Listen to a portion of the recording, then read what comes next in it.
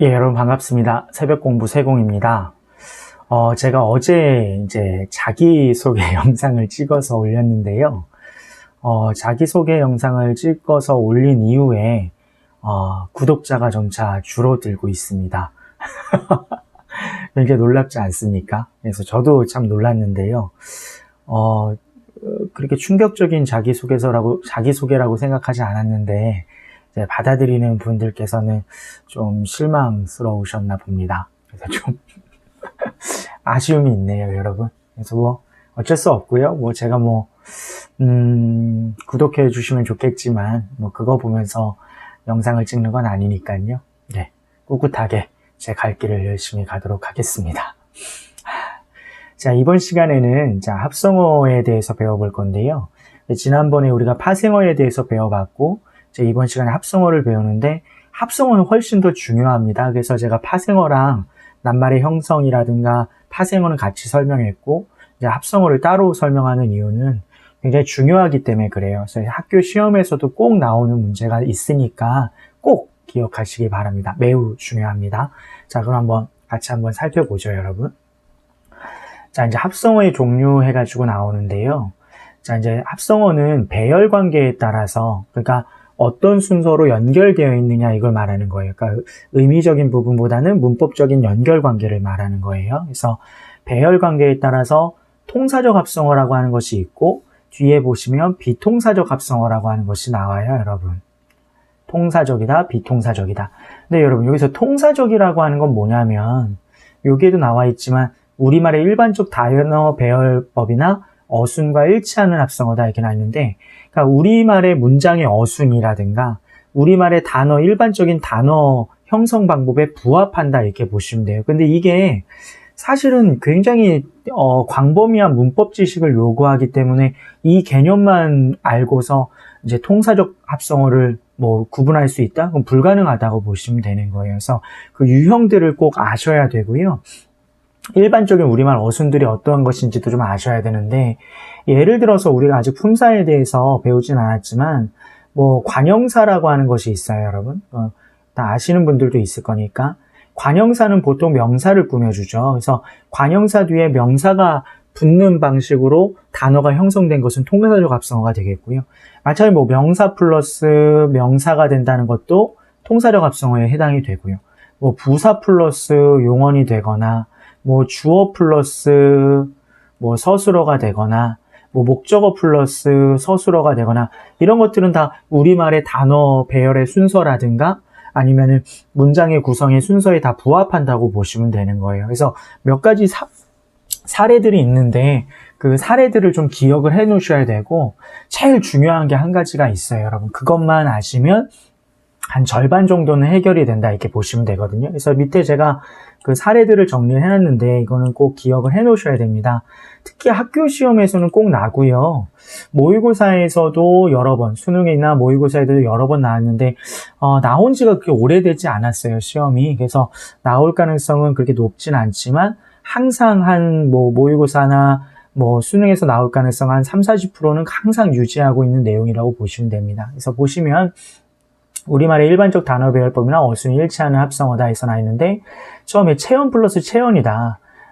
보통은 명사 플러스 명사라고 보시면 돼요. 그러니까 체언 플러스 체언을 명사 플러스 명사라고 보시면 되고, 대명사 플러스 대명사도 되죠. 여기 이것저것 했을 때 이건 대명사가 되겠죠. 그러니까 얘는 명사 플러스 명사, 얘는 대명사 플러스 대명사. 그래서 이런 것들은 다 일반적 어순에 맞고요. 그 다음에 관형사 플러스 체언에서 나 있는데, 관형사는 애초부터 명사를 꾸며주게끔 해서 나타난 품사들이에요. 그래서 관형사 이런 것처럼 관형사와 명사가 더해진 거, 관형사 플러스 명사 이런 것들, 이 번은 의존명사죠, 여러분. 그래서 관형사 플러스 체언의 구성으로 된 것도 이제 그 결합 방식에 해당이 된다. 통사적 결합 방식에 해당이 된다. 제일 중요한 건 요거예요, 여러분. 요거와 요거를 기억하시면 되겠습니다. 요거는 용언의 관형사형 플러스 체언과 용언의 어간 플러스 용언의 연결어미 플러스 용언 이렇게 나 있는데, 쉽게 생각하시면 이걸 정리해 보면 용언이 어간이 혼자 다니지 않으면, 용언의 어간이 혼자 다니지 않고 어떤 형태로든 다른 어미와 같이 다니면 통사적 합성어다 이렇게 보시면 돼요. 다시요. 용언과 다른 용언이 결합하거나 용언과 명사가 결합하거나 했을 때 앞에 붙는 용언이 어간이 혼자 다니지 않고 어간이 다른 연결어미나 관형사형 어미와 함께 있으면 걔는 무조건 통사적인 것이다. 그럼 반대로 용언의 어간이 혼자 다니면서 다른 말에 직접 붙어버렸으면 걔는 무조건 비통사적인 게 되겠죠. 예를 들면 여기 한번 보세요, 여러분.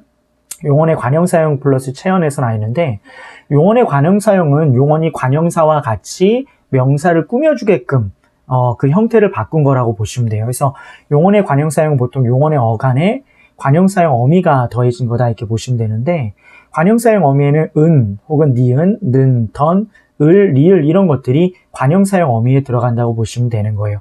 요거는 될 수 있으면 외우시는 게 좋습니다. 관형사와 같이 보일 수 있게 만들어주는 거예요. 품사를 바꾸는 게 아닙니다. 그래서 용언의 관형사형 플러스 체언 이렇게 나와 있는데 용언의 어간에다가 관형사형 어미가 붙은 거다. 예를 들면서 여기 보시면 이라고 하는 얘는 일반적인 명사의 형태라고 보시면 돼요. 사람을 나타내는 명사라고 보시면 의존명사겠죠. 늙은이 이렇게 했을 때 자, 늙다 이렇게 있을 거예요, 여러분. 그럼 여기 어간에다가 늙이라고 하는 어간에다가 은이라고 하는 관형사형 어미가 붙고 명사가 뒤에 붙은 거라 보시면 되겠죠. 그래서 어간이 혼자 다니지 않고 어떤 형태로든 어미와 같이 다니면 통사적이다 이렇게 보시면 되겠고요.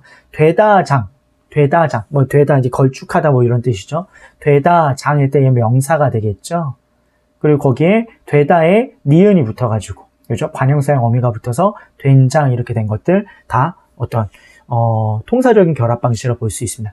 예를 들어서 큰 집, 큰 아버지네 집인 큰 집 같은 경우도 크다의 크라고 하는 어간에 니은이 붙고 집이 붙은 거죠.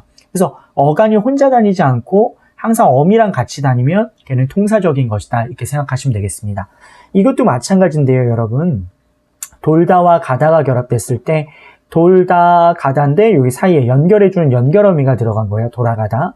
접어들다 했을 때 접다와 들다 했을 때 접다 연결어미 들다 해서 중간에 이렇게 연결해주는 어미가 있죠. 그러니까 이런 것들, 그러니까 어간이 혼자 다니지 않고 관형사형 어미가 됐든 연결어미가 됐든 뭔가 연결해주고 뭔가 꾸며주는 형태로 바꿔주는 어미랑 같이 사용된다면 무조건 통사적인 거다. 이게 제일 중요합니다, 여러분. 이게 거의 절반이에요. 이따 비통사적에서도 말씀을 드릴 거지만, 그래서 다시 한번 말씀드리지만 용언의 어간과 관형사형 어미 플러스 체언, 용언의 어간과 연결어미 플러스 용언에서 용언의 어간이 혼자 다니지 않고 관형사형 어미나 연결어미와 같이 쓰이게 되면 통사적인 것이다. 잘 기억해 놓으시고요. 부사 플러스 부사, 곧도 부사고 잘도 부사, 깡충깡충 이런 것들 다 의성어 의태어는 여러분 다 부사입니다, 여러분. 의성어 의태어는 다 부사이기 때문에 이런 것들 부사 이런 것들이 있다고 보시면 되겠고요. 그리고 여기는 안 적혀 있는데 여러분들이 따로 좀 기록을 해 두셨으면 좋겠어요. 결합 방식 중에서 문장 성분으로 따졌을 때 이런 결합 방식이 있어요, 여러분. 주어 플러스 서술어, 뭐 목적어 플러스 서술어, 뭐 부사어 플러스 서술어의 순서로 문장이 결합되는 경우들이 있거든요.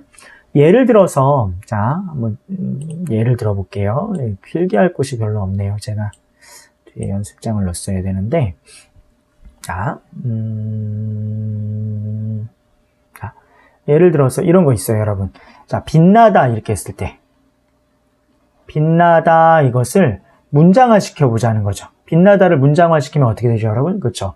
빛이 나다 이렇게 되죠.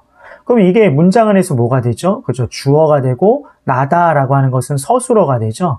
그러니까 이런 식으로 조사를 집어넣어서 우리말 어순이 나오게 되면 그것도 통사적 합성어다. 조사입니다, 여러분. 조사를 집어넣어서 우리말 어순이 나오게 되면 그것도 통사적 합성어다. 다른 예를 한번 들어보죠.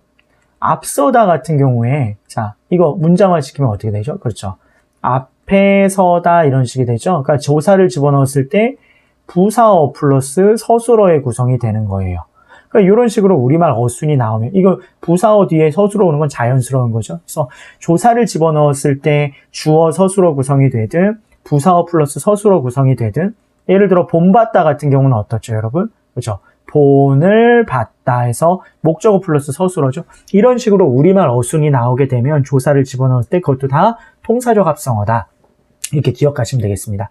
매우 중요한 내용입니다, 여러분. 요거 꼭 기억하셔야 돼요. 그래서 이건 꼭 암기하셔야 됩니다. 암기. 학교 시험에 꼭 나올 거니까요. 꼭 암기하십시오. 100% 나옵니다. 제가 평소에 100%라는 얘기를 잘 안 쓰는데 이건 100% 나옵니다. 잘 기억하세요, 여러분. 그래서 통사적 합성어 예가 이런 게 있었고요. 사례들을 통해 가지고 조금 적용을 해보는 연습을 하시면 매우 도움이 많이 될 거예요, 여러분. 자, 이제 비통사적 합성어. 아까 통사적인 것이 우리말 어순이라든가 단어 배열 순서에 맞다고 보시면 비통사적 합성어는 우리말의 일반적인 배열 방식에서 벗어난다. 이렇게 보시면 돼요.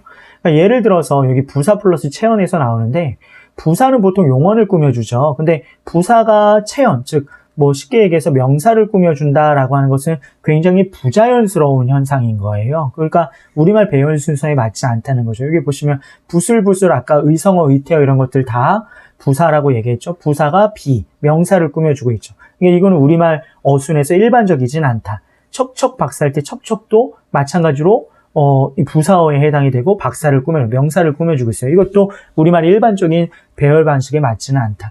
그래서 이런 식으로 해서 부사가 명사를 꾸며주는 형태 같은 경우는 다 비통사적 합성어다. 우리말 어순에 맞지 않는다. 이렇게 보시면 되겠고요. 이 두 가지가 제일 중요합니다. 이미 아까 다 설명했어요, 여러분. 용언의 어간이 체언이 됐든 다른 용언이 됐든 그냥 바로 붙어버리면 혼자 다니면 무조건 비통사적이다. 외우십시오. 그래서 용언의 어간이 체언이 됐든 용언이 됐든 그냥 그런 것에 그냥 혼자 나와서 다른 것에 다 붙어버리면 비통사적인 거다. 여기 덮밥 같은 경우에 보시면 덮다의 덮이 밥에 바로 붙었고 접다의 접이 칼에 바로 붙었고 어간이요.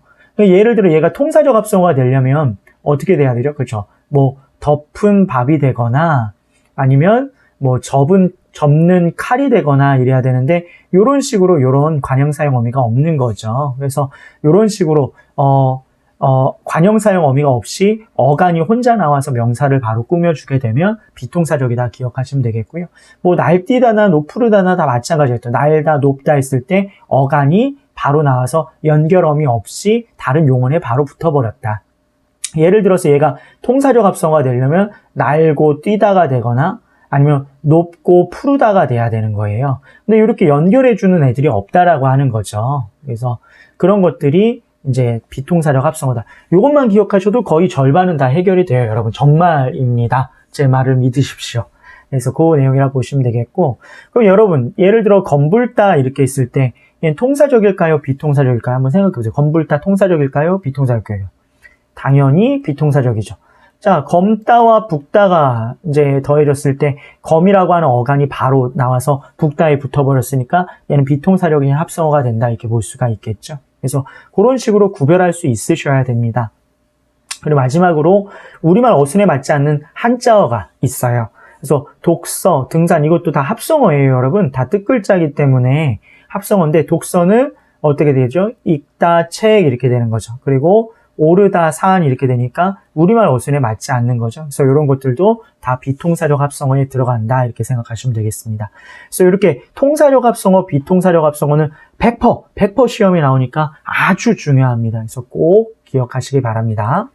자, 여기까지가 이제 단어 배열 방식과 관련된 합성어와 관련된 얘기였고요. 다음 페이지에 보시면 이제 의미의 관계에 따른 합성어가 있어요, 여러분. 자, 의미 관계에 따른 합성어에서 나왔는데 이거는 A라고 하는 어근과 B라고 하는 어근이 더해질 때 우리가 합성어는 어근과 어근이 더해지는 거죠. 그러니까 실질형태소와 실질형태소가 더해지는 게 합성어입니다. 그래서 A라고 하는 어근과 B라고 하는 어근이 더해졌을 때 이렇게 대등, 종속, 융합의 의미 관계가 있다는 거죠. 대등하다라고 하는 건 A 단어와 B 단어가 합쳐졌을 때 어떤 게 의미가 더 크지 않고 대등한 관계를 그냥 쭉 결합한 거예요. 좀 이따가 나오겠지만, 앞뒤, 손발, 이런 것들, 그냥 대등한 관계로 붙은 거죠. 마소의 때 말과 소, 이렇게 했을 때 다 대등한 관계인 거예요. 그래서 쉽게 분리시킬 수 있죠, 여러분. 그래서 대등한 관계로 결합된 것이 대등합성어다. 종속합성어는 여기 나와 있듯이, 마치 앞에 것이 뒤에 것을 꾸며주는 형태로 결합된 거예요. 그러니까 수식합성어로도 수식합성어다 뭐 이렇게도 얘기를 하는데요. 앞에 게 뒤에 것을 꾸며주는 것과 같은 형태로 결합된 거, 그게 종속합성어다 이렇게 보시면 되겠고요. 그러니까 의미적으로는 이렇게 A 단어와 B 단어가 결합했을 때 뒤에 게 좀 중심적인 의미를 갖는 거고, 얘는 뒤에 걸 꾸며주는 역할을 한다. 예를 들어 돌다리 했을 때 다리는 다리인데 뭘로 된 다리? 돌로 만들어지긴 다리. 가긴 가는데 어떻게 간다? 뛰어서 간다. 보긴 보는데 어떻게 본다? 얕본다. 이런 식이 되는 거죠. 예를 들어 사과나무 이렇게 됐을 경우에도 나무는 나무인데 어떤 나무다? 사과가 열리는 나무다. 이런 식으로 앞에 게 마치 뒤에 거를 꾸며주는 것 같은 형태가 종속합성어입니다. 자, 제일 중요한 게 이제 융합합성어인데요. 시험에 제일 많이 나왔었습니다. 융합합성어는 A 단어와 B 단어가 합쳐져서 전혀 다른 뜻을 나타내게 되는 거예요. 그러니까 기존의 A, B가 가지고 있지 않던 새로운 의미가 생겨나는 게 융합합성어입니다. 그러니까 예를 들어 밤낮 이렇게 쓸 때는 밤과 낮 이런 의미로 쓰였다고 하면 대등합성어가 되는 거고요. 야, 너 밤낮 없이 늘래? 너 밤낮 없이 게임만 할 거야? 그러면 그러니까 온종일이라는 뜻을 가질 때는 융합합성어가 됩니다. 밤과 낮이라고 하는 의미가 사라지고 온종일이라는 뜻을 갖게 되기 때문에요. 그리고 뭐 춘추는 봄, 가을이고 연세라고 하는 것은 연, 세월 뭐 이런 뜻인데 이런 것들은 다 나이를 뜻하는 거죠. 그러니까 기존에 있던 이런 한자들이 갖는 의미에서 좀 멀어졌다. 돌아가다라고 하면 돌아서 가는 걸 말하는데 죽다는 의미로 쓰였을 경우는 다른 의미를 나타내게 되는 거죠. 이게 융합합성어다. 뭐 다른 예를 들어보면 뭐 피땀 이런 것들은 뭐 정말 피를 막 땀으로 막 뻘뻘 흘리는 건 아니겠죠, 여러분. 그러니까 그게 아니라 노력이란 뜻을 나타내죠. 그러니까 전혀 다른 뜻을 나타내게 된다. 뭐 바늘방석, 뭐 가시방석 했을 때 이런 바늘방석 이런 것도 불편한 자리, 뭐 이런 것들을 나타낸다. 구멍가게, 구멍을 파는 가게가 아니라 아주 작은 가게, 뭐 이런 식으로 해서 결합돼서 전혀 다른 뜻을 갖게 된 것을 융합합성어라고 이야기합니다. 자, 이게 이제 합성어의 종류와 관련된 내용이었는데 매우 중요합니다. 항상 시험 문제로 자주 나오는 내용이니까요. 꼭 정리하셔서 내용을 꼭 기억하시기를 바랍니다. 자, 오늘 여기까지 하도록 하겠습니다. 고생 많으셨습니다.